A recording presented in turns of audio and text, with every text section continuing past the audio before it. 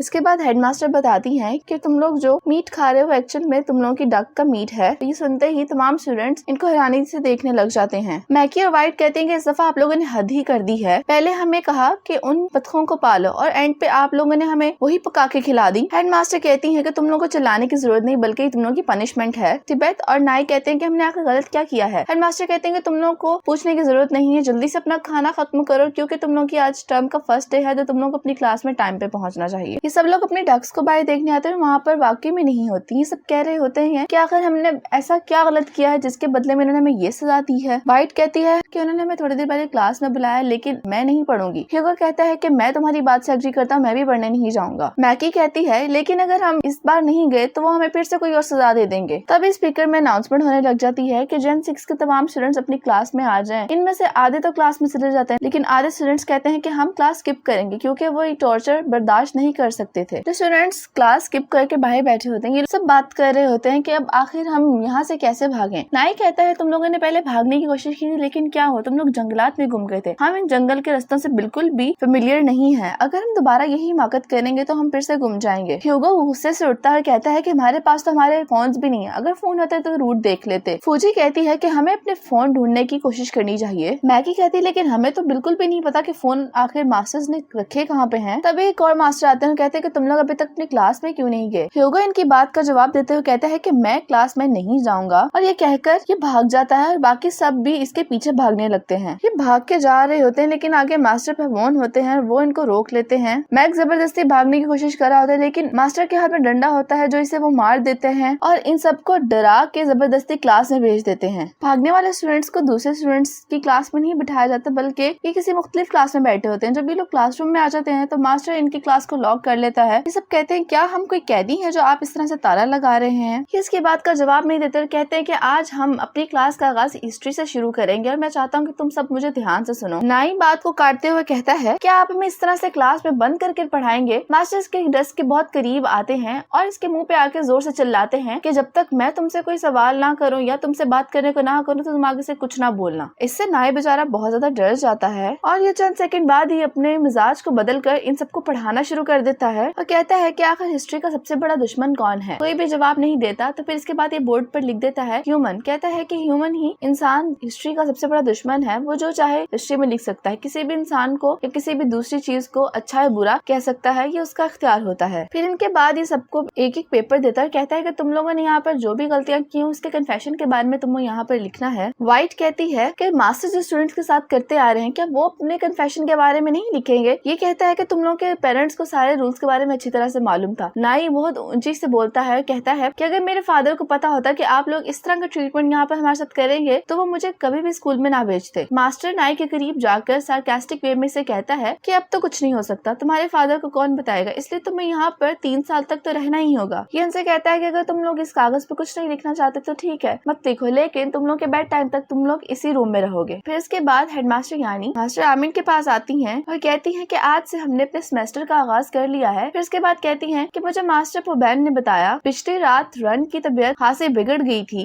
ये कुछ कहने ही वाली होती हैं कि मास्टर आमिन इसकी बात काट कर कहता है कि रन के मामले को मैं खुद संभालूंगा। हेडमास्टर यानी कहती हैं कि आप ये मत भूलें कि होम स्कूल है, कोई हॉस्पिटल नहीं। इस पर मास्टर आमिन इसे बहुत गुस्से से देखते हैं और ये बिना कुछ कहे वहाँ से चली जाती है। एक्सरसाइज के बाद जब ये लोग सब डाइनिंग रूम में आते हैं तो ये जब आके खाना देखते हैं तो वहाँ पर बहुत अजीबोगरीब शक्ल का खाना होता है, वो सारा ही जला होता है। ये लोग अभी ये बात कर ही रहते हैं कि हेडमास्टर यानी आ जाती है, कहती हैं क्या तुम लोग श्योर हो कि तुम लोग ये नहीं खा सकते। ये सब कहते हैं कि आप लोग पागल हैं, तो हमें जला हुआ खाना दे रहे हैं। ये कहती हैं कि तुम लोगों को तो यही खाना खाना होगा, अगर नहीं खाना तो भूखे रहो। लेकिन जो तुम्हारे दोस्त खा रहे हैं वो ये जान ले कि जब तक उनके बाकी दोस्त भी उनके साथ मिलकर खाना ये नहीं खाएंगे उनको अगला कोई भी मील नहीं मिलेगा। नाई कहता है कि आप लोग के आखिर किस तरह के रूल्स हैं, क्या ये होम स्कूल है या प्रिजन है, हमारे हिस्से की सजा हमारे दोस्तों को क्यों मिलेगी, क्या आप हमें प्यार करना नहीं सिखा रहे। तो ये कहती है कि हम तुम्हें वही सिखा रहे हैं, तुम्हें ये एहसास होना चाहिए कि तुम्हारी गलती की वजह से तुम्हारे दोस्त को सजा मिलेगी, तो इसलिए तुम्हें वो करना होगा जो करने को कहा जा रहा है। खाना खाने के बाद व्हाइट और मैकी लॉबी पे घूम रही होती है, कहती है हमें कोई मास्टर नजर नहीं आ रहा। तभी वहाँ पर हेडमास्टर यानी आती हैं और ये दोनों कहती है कि हमें आपसे कुछ मालूम करना है। ये कहती हैं कि हाँ तुम पूछो क्या पूछना चाहती है। ये दोनों कहती हैं कि हम फेंगुन के बारे में जानना चाहते हैं कि वो आखिर कहाँ पे है। तो ये कहती हैं कि वो जहाँ भी है बिल्कुल ठीक है और अभी इस वक्त उसका ट्रीटमेंट चल रहा है, उसकी पनिशमेंट तो भी नहीं है फिलहाल, लेकिन उससे मेंटली ट्रीट किया जा रहा है। ये कहते हैं कि हम उससे मिलना चाहते हैं। तो मास्टर कहते हैं कि तुम मिल सकती हो लेकिन तुम्हारी क्लासेस के बाद। इसके बाद पेंगुइन को दिखाया जाता है जो कि एक खाली कमरे में मौजूद होता है। मास्टर पबोन इसे वहाँ छोड़कर जा रहे होते हैं तो कहते हैं कि मुझे यहाँ पर मत अकेला छोड़कर जाओ, मुझे यहाँ पर डर लगता है। ये इसके पैरों में बैठ जाता है लेकिन मास्टर पबोन इसको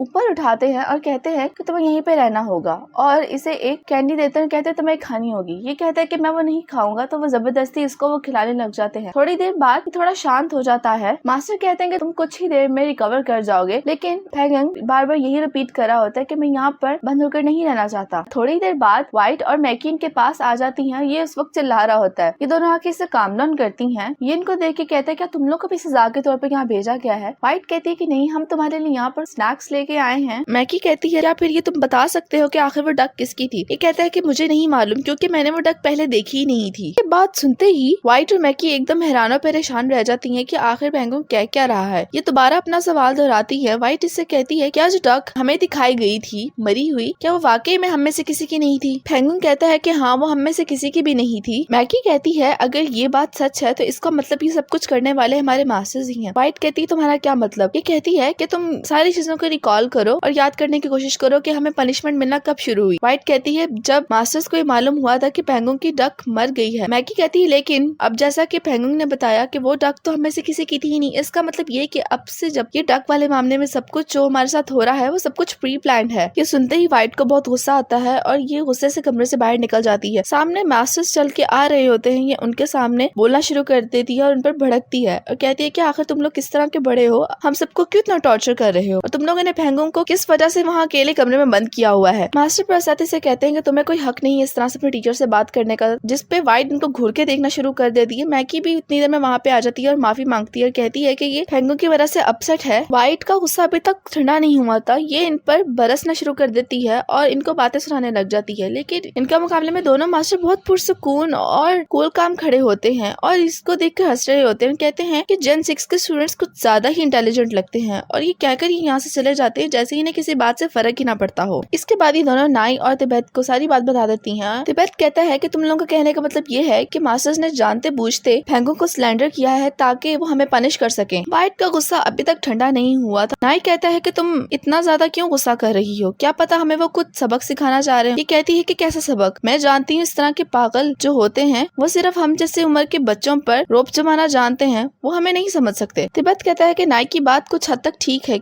मुझे लगता है कि मास्टर्स हमें कुछ समझाने की कोशिश कर रहे हैं सबके जरिए। व्हाइट कहती है लेकिन कुछ बड़ों को झूठ बोलना बहुत अच्छा लगता है, मैं यहाँ पे भी इसलिए आई हूँ क्योंकि मेरे घर के बड़ों ने मुझे बहुत बदनाम किया था। इसके बाद फ्लैशबैक में व्हाइट को दिखाया जाता है जहाँ पर ये घर में बैठकर खाना खा रही होती है और इसकी आंट इसके पास आती है। इसकी आंट इससे बहुत रूड बिहेव करती थी, वो इसलिए क्योंकि इस पर यह इल्जाम लगा दिया गया था कि इसके पेरेंट्स की डेथ की जिम्मेदार ये है। इसकी आंट ने इसे जान छुड़वाने के लिए इसको होम स्कूल भेजा था। नाई कहता है लेकिन हम इस सब में क्या कर सकते हैं, हम तो बच्चे हैं और वो लोग हमसे बहुत बड़े हैं और हमारी किसी बात को भी समझने और सुनने के लिए तैयार नहीं है। तिब्बत कहते हैं लेकिन हम उनसे सवाल तो कर सकते हैं कि आखिर उन्होंने सारा सीन क्यों क्रिएट किया, पेंगुइन को आखिर इस तरह सजा में क्यों रखा हुआ है। इसी दौरान मैकी के दिमाग में एक बात आती है और वो कहती है क्या पता क्या मास्टर्स ने सब कुछ ना किया हो। मेरे कहने का मतलब है क्या पता अगर वो डक किसी और की हुई, हम में से किसी और की। तिब्बत कहता है कि हाँ तुम सही कह रही हो, ये भी वजह हो सकती है कि मास्टर्स ने हमें इस तरह के अजीबोगरीब रूल्स में फंसा के रखा हो। इसके बाद ये सब लोग लंच के लिए बैठे होते हैं कि तभी मास्टर पबोन आते हैं और जिंगजाई को कहते हैं कि तुम जाकर ये खाना अपने फेलो पेंगुइन को दे आओ। ये बहुत हैरान होती है कि आखिर इससे क्यों कहा गया। ये कहती है कि आप खुद ही दे आए। तो ये कहते हैं कि मास्टर आमिन की तरफ से ऑर्डर है, तुम्हें जाना होगा। तो ये थोड़ी देर बाद उसे खाना देने के लिए चली जाती है। जिंगजाई इसके रूम में आती है और इसको कहती है कि तुम्हारा खाना है, ये तुम खा लेना। लेकिन पेंगुइन इसकी तरफ देखता भी नहीं है और बार बार एक ही बात दोहराई जा रहा होता है कि वो डक मेरी नहीं थी। और ये बात जिंगजाई सुनकर थोड़ी सी कंफ्यूज होती है, इसे मुड़कर देखती है लेकिन बिना कुछ कहे वहाँ से चली जाती है। इसके बाद ये डाइनिंग हॉल की तरफ आती है और वहाँ पे सिर्फ मैकी बैठी होती है। मैकी इसको कहती है कि पेंगुइन की हालत कैसी है, इसे जवाब नहीं देती तो इसका बाजू पकड़ के इसे रोकती है और कहती है कि मैं जानती तुम आखिर क्या छुपा रही हो। कहती है कि आखिर तुम किस बारे में बात कर रही हो, मुझे नहीं मालूम। मैकी कहती है कि मैं उस मरी हुई डक के बारे में पूछ रही हूँ। ये कहती है कि मुझे नहीं मालूम, लेकिन मैकी इसका बाजू नहीं छोड़ रही होती। ह्यूगो आता है और इसका बाजू छुड़वाता है, कहता है कि अगर वो कह रही है कि उसे नहीं मालूम तो वो सही कह रही होगी। मैकी कहती है लेकिन अगर तुम लोगों ने सच ना बोला मास्टर हमें इसी तरह पनिश करते रहेंगे। इसके बाद इनको बाहर पुशअप्स के लिए ग्राउंड में बुलाया जाता है एज पनिशमेंट। ये लोग सब पुशअप्स कर रहे होते हैं लेकिन लड़कियां लड़कों से पहले थक जाती हैं और ये कहते हैं कि हम और नहीं कर सकते। तो मास्टर चैम्प कहते हैं कि ठीक है, अगर लड़कियां नहीं कर सकती तो तमाम लड़के इनके हिस्सों के 60 पुशअप्स लगाएंगे। लड़कों से भी नहीं हो रहा आता और वो भी बेचारे थक जाते हैं। ह्यूगो कहता है कि मुझसे ये बर्दाश्त नहीं हो रहा कि आखिर हम किस जहन्नुम में आगे फंस गए हैं। मैकी इसे देखती है और कहती है कि सब कुछ इस वजह से आ रहा है कि कोई फेंगुंग को सिलेंडर कर रहा है। फ्लैंक कहती है कि आखिर तुम्हारा मतलब क्या है। मैकी सबको उस बात समझाती है, कहती है कि हमें तब से पनिशमेंट्स मिलनी शुरू हुई है जब से फेंगुंग की डक मरी है और किसी ने जानबूझकर उसके ऊपर इल्जाम लगा दिया है जिसकी वजह से हमें सजा मिल रही है। बाकी सब कहते हैं कि हमें कैसे मालूम कि तुम सच बोल रही हो या नहीं, और आखिर ऐसा किया किसने होगा। नाई और तिब्बत कहते हैं कि जिसने भी ये सब कुछ किया है प्लीज कन्फेस कर दो ताकि हम लोग मजीद किसी मुसीबत में मत फंसे। व्हाइट कहती है कि मुझे लगता है कि शायद तुम्हें जिंगजाई को सबसे ज्यादा ही समझ आ रही है। नाई कहता है कि तुम और जिंगजाई हो जिसने फेंगुंग पे इल्जाम लगाया है। तुम लोगों की वजह से पहले मैक और जीन को सजा मिल रही है। क्या तुम लोग और अब हमसे क्या चाहते हो। फूजी उठती है और उठकर ह्यूगो को धक्का देती है, कहती है कि तुम लोग हमें कितनी देर तक इस मुसीबत में रखोगे। ये लोग लड़ना शुरू कर देते हैं। काफी देर लड़ने के बाद बाकी सब इनको छुड़वाते हैं और जिंगजाई ह्यूगो के पास आती है, कहती है कि अब तुम बस करो, तुम्हें कन्फेस कर लेना चाहिए। इसके बाद मीटिंग हॉल में सभी मौजूद होते हैं और इनके साथ मास्टर आमिन भी। जिंगजाई और ह्यूगो वहीं पे होते हैं। वो कहते हैं कि मैं आपको कुछ बताना है और ह्यूगो अपनी गलती का इतराफ करता है कि मुझे मालूम हो गया था कि मेरी डक मर गई है, तो इसलिए मैंने अपना नेम टैग उतार कर उसकी जगह फेंगुंग का नेम टैग लगा दिया था। मास्टर आमिन कहते हैं कि मैं इस बात से पहले ही से ही बाखबर था और इससे भी इम्पोर्टेंट बात यह कि तुम सबकी डक्स अभी तक जिंदा हैं और वो जो डक मरी थी वो तुम में से किसी की भी नहीं है। व्हाइट कहती है कि अगर आपने हमारे साथ ऐसा क्यों किया। मास्टर कहते हैं कि तुम लोग का पहला सबक था और मैं तुम लोग को समझाना चाहता था इससे कुछ। ये वो सबक है जो तुम लोग को पहले किसी ने नहीं पढ़ाया और ये किसी सोसाइटी को बनाने के लिए सबसे इम्पोर्टेंट लेसन होता है, और वो ये कि किसी बेगुनाह को उसके ना करदा गुनाहों की सजा नहीं मिलनी चाहिए। अब जब तुम लोगों ने कन्फेस कर लिया है तो तुम लोगों के लिए आगे कोई पनिशमेंट नहीं होगी और हम लोग फेंगुंग को भी फ्री कर देंगे। तुम लोगों की सजा यही है कि तुम लोग अपनी गलती के ऊपर नजरसानी करो और दोबारा इस तरह की हिमाकत करने की कोशिश मत करना। तुम लोग को इससे सबक सीखना चाहिए कि तुम लोग की इस गलती की वजह से तुम्हारे दोस्तों को कितनी मुसीबत का सामना करना पड़ा है। इसके बाद अगले दिन फेंगुंग को फ्री कर दिया जाता है और डक्स के पास होता है। जिंगजाई और ह्यूगो आते हैं। ये दोनों उससे माफी मांगते हैं और फेंगुंग उन्हें माफ कर देता है। जिंगजाई कहती है कि तुमने हमें इतनी जल्दी माफ कर दिया, तो ये कहता है कि हाँ, मास्टर ने कहा था कि अगर कोई तुमसे माफी मांगे और अपनी गलती पे शर्मिंदा हो तो उसे माफ कर देना चाहिए, लेकिन अगर वो दोबारा इस तरह की हिमाकतें करता रहे तो अगली दफा सोच समझ कर फैसला किया जाए। इसके बाद अनाउंसमेंट होने लग जाती है कि Gen 6 के स्टूडेंट्स सभी मीटिंग हॉल में पहुंच जाएंगे। ये लोग सब वहाँ जाके बैठ जाते हैं और डर रहे होते हैं कि हमसे फिर से कोई गलती तो नहीं हो गई। तभी तमाम मास्टर्स आते हैं। ये लोग सब आके खड़े हो जाते हैं। थोड़ी देर बाद मास्टर आमिन मैकी को कहते हैं कि तुम अपनी जगह से उठकर खड़ी हो। मैकी एकदम से डर जाती है कि आखिर ये ऐसा क्यों कर रहे हैं, और थोड़ी देर बाद कहते हैं कि अब से Gen 6 के जितने भी स्टूडेंट्स हैं उनकी क्लास प्रेसिडेंट मैकी होगी।